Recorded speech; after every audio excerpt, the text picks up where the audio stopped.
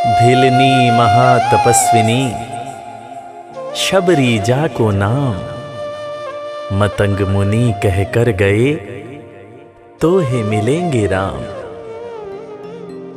सोने की चिड़िया मां भारती और सत्य सनातन धर्म के सबसे आदर्श पुरुष मर्यादा पुरुषोत्तम भगवान राम, जो वर्षों की तपस्या के बाद ऋषि मुनियों को भी नहीं मिलते, मगर एक भीलनी शबरी के घर स्वयं चल के आके न सिर्फ दर्शन देते हैं बल्कि उस भीलनी के जूठे बेर भी खाते हैं।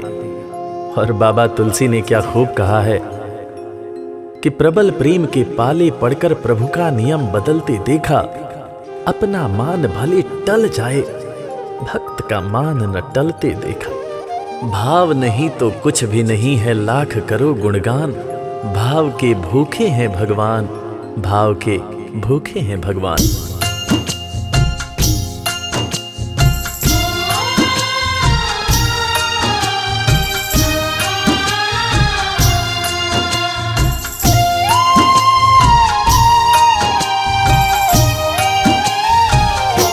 भाव के भूखे हैं भगवान, भाव के भूखे हैं भगवान, भाव के भूखे हैं भगवान, भाव के भूखे हैं भगवान। भाव नहीं तो कुछ भी नहीं है, भाव नहीं तो कुछ भी नहीं है, लाख करो गुणगान। भाव के भूखे हैं भगवान, भाव के भूखे हैं भगवान। भाव के भूखे हैं भगवान, भाव के भूखे हैं भगवान।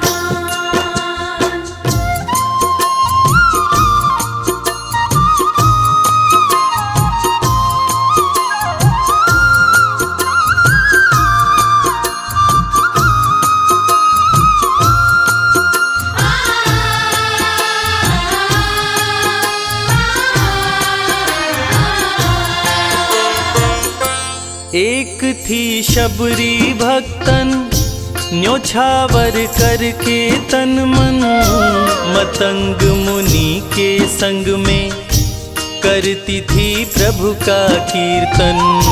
मतंग मुनि के संग में करती थी प्रभु का कीर्तन।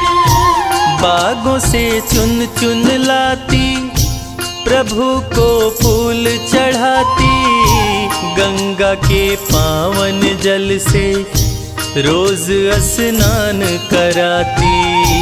गंगा के पावन जल से रोज स्नान कराती। चरण धो के श्री राम का करती, चरण धो के श्री राम का करती, चरणामृत का पान। भाव के भूखे हैं भगवान, भाव के भूखे हैं भगवान। भाव के भूखे हैं भगवान, भाव के भूखे हैं भगवान।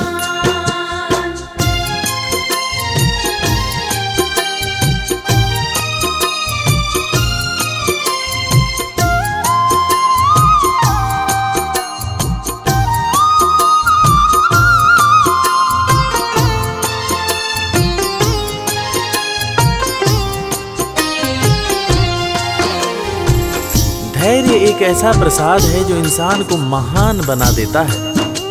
मतंग मुनि मां शबरी से कह गए कि शबरी तेरे दरवाजे राम जरूर आएंगे, और शबरी ने 10,000 साल तक प्रतीक्षा किया। शबरी को देखने वाले न सिर्फ उसे पागल कहते थे बल्कि कहते थे, ये कौन दिखात कुती मां नारी ते उत जाती है मूद भरी, छिन भीतर बाहर होत छिना सुख सो नहीं बैठत एक घड़ी, यही के तन में कछु पीर भई ये वियोगिन मानस माहि जरी, अब जान पड़ी रघुनाथ के प्रेम की मूर्ति रूप ये है शबरी। मतंग शबरी को बताए, बहु भांति समझाए, सबर कर कुछ दिन शबरी, मिलन के दिन अब आए। सबर कर कुछ दिन शबरी, मिलन के दिन अब आए। राम जी तुमसे मिलेंगे मेरी कुटिया में आकर, शबरी को धैर्य बंधा कर समाधि लिए गुरुवर। शबरी को धैर्य बंधाकर समाधि लिए गुरुवर। राम नाम में लीन हो गई, राम नाम में लीन हो गई, गुरु से पाकर ज्ञान। भाव के भूखे हैं भगवान, भाव के भूखे हैं भगवान। भाव के भूखे हैं भगवान, भाव के भूखे हैं भगवान।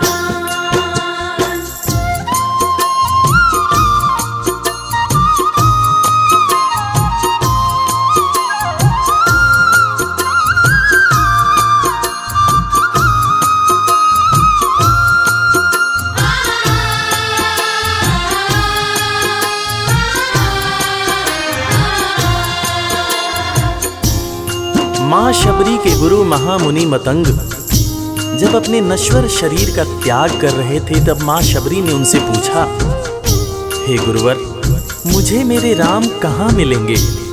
इस पर महामुनि मतंग ने शबरी को जवाब दिया कि शबरी, अरे दुनिया राम को ढूंढती है, मगर तू तो ऐसी खुशनसीब है कि तेरे दरवाजे राम स्वयं चलकर आएंगे। माँ शबरी को अपने गुरु की बातों पर अटूट विश्वास हो गया।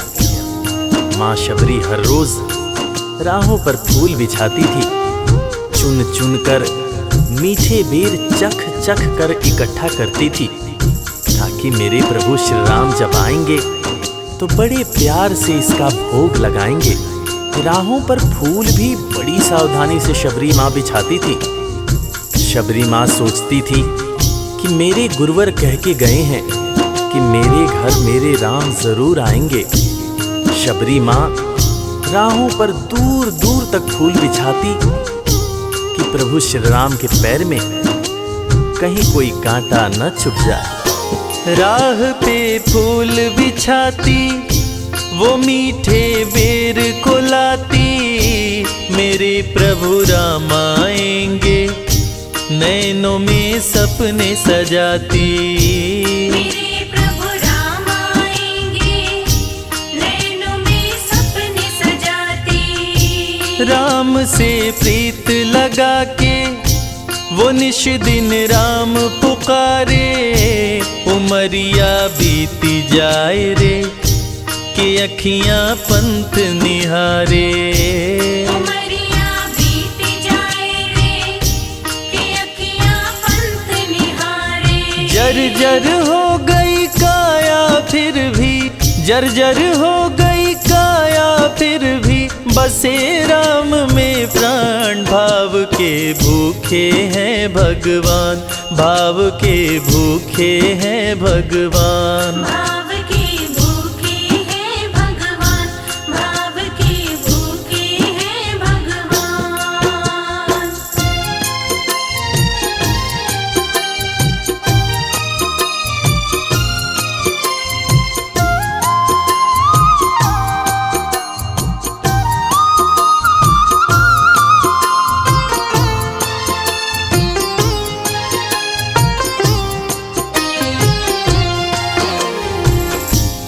समय समय के साथ बीतता गया। माँ शबरी अब बूढ़ी हो गई। माँ शबरी की उम्र जैसे जैसे बढ़ती गई, प्रभु श्री राम के प्रति उसका प्यार और भी ज्यादा गहरा होता गया। माँ शबरी जो इस जन्म में तो भीलनी हुई थी, मगर अपने पूर्व जन्म में वो एक बहुत बड़े राजा की रानी थी। प्रयागराज, जहां पर कुंभ का मेला लगता है, एक बार वो अपने राजा के साथ उसी कुंभ के मेले को देखने पहुंची। अपने पूर्व जन्म में भी मां शबरी को प्रभु श्री राम से उतना ही ज्यादा प्यार था। उस वक्त रानी ने अपने पति से ये इच्छा जताई कि मैं बाहर जाकर संत महात्माओं के साथ भजन कीर्तन करूंगी, जिस पर उसके राजापति ने ये कहकर मना कर दिया कि एक महारानी को इस तरह के छोटे लोगों के साथ बैठना शोभा नहीं देता। ये बात महारानी के हृदय में चुभ गई। महारानी ने गंगा के पानी में जाकर अपने प्राण त्याग दिए और ईश्वर से कहा, हे मेरे प्रभु, हे मेरे राम, इस जन्म में तो आपने मुझे बहुत खूबसूरत बनाया है, अगले जन्म में चाहे मुझे कुरूप बना देना। इस जन्म में आपने मुझे उच्च कुल में जन्म दिया है, अगले जन्म में चाहे तो मुझे भीलनी बना देना। मगर हे प्रभु, मेरा अगला जन्म जब भी हो, मुझे ये सौभाग्य जरूर देना कि मैं तुम्हारे नाम को जपूं, मैं तुम्हारा नाम लूं, मुझ पर कोई बंधन न हो। वो राजकुमारी अगले जन्म में माँ शबरी बनी, वही माँ शबरी जो कुटिया में प्रभु श्री राम की राह देख रही थी। वो सुंदर आसन लगा के, स्वच्छ कुटिया को सजा के, राह आंचल से बुहारे, प्रभु का ध्यान लगा के। राह आंचल से बुहारे, प्रभु का ध्यान लगा के। और ना अब तड़पाओ, राम मेरे आ भी जाओ, दरस बिन शबरी व्याकुल, राम मेरे दरस दिखाओ। दर्श बिन शबरी व्याकुल, राम मेरे दर्श दिखाओ। दरस की आस लगी मेरे प्रभु जी, दरस की आस लगी मेरे प्रभु जी, पूर्ण करो अरमान। भाव के भूखे हैं भगवान, भाव के भूखे हैं भगवान। भाव के भूखे हैं भगवान, भाव के भूखे हैं भगवान।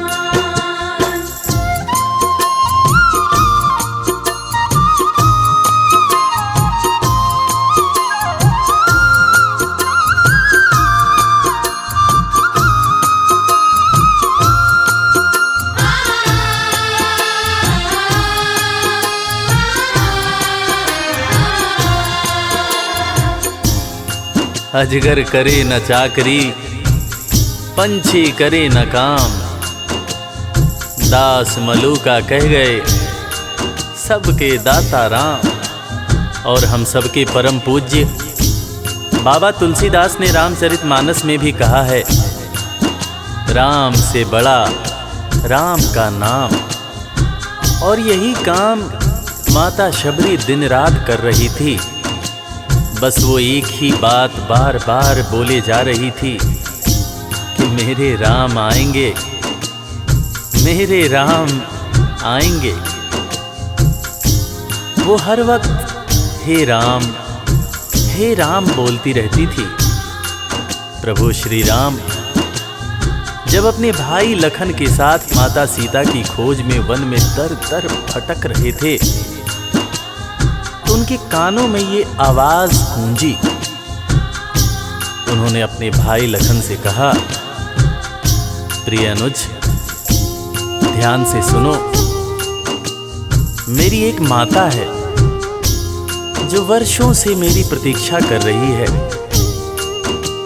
मैं भी अपने माता को देखने के लिए बहुत व्याकुल हो रहा हूं। चलो अनुज, माता शबरी की कुटिया में चलते हैं। प्रभु श्री राम माता शबरी की कुटिया में आते हैं। माता शबरी की नजर जब प्रभु श्री राम के ऊपर पड़ती है तो माता की आंखों से खुशियों के आंसू धारा प्रवाह बहने लगते हैं। माता शबरी रो रो के कहने लगती है, मेरे राम आप आ गए, मेरे राम आप आ गए। आंसू भरी आंखों से मां शबरी प्रभु श्री राम और वीर लखन को देखे जा रही थी। दोनों हाथों को जोड़कर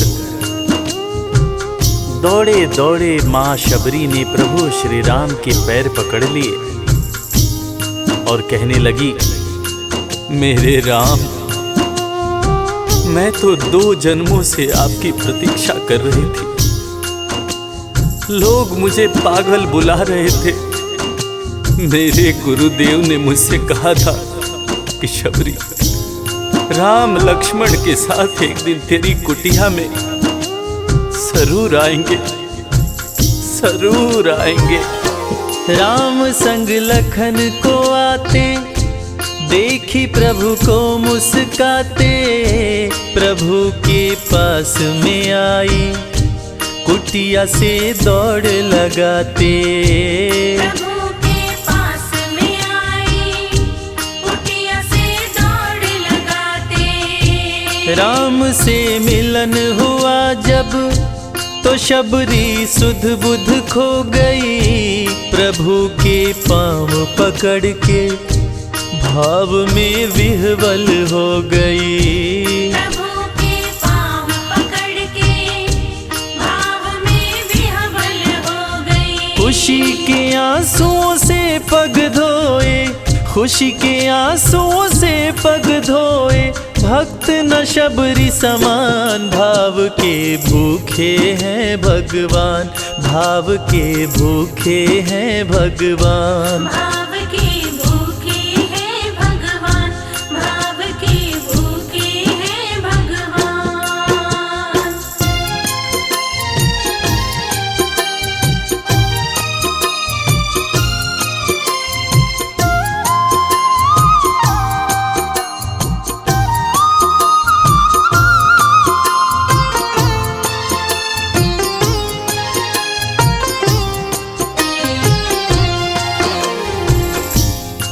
मित्रों, मैं रविराज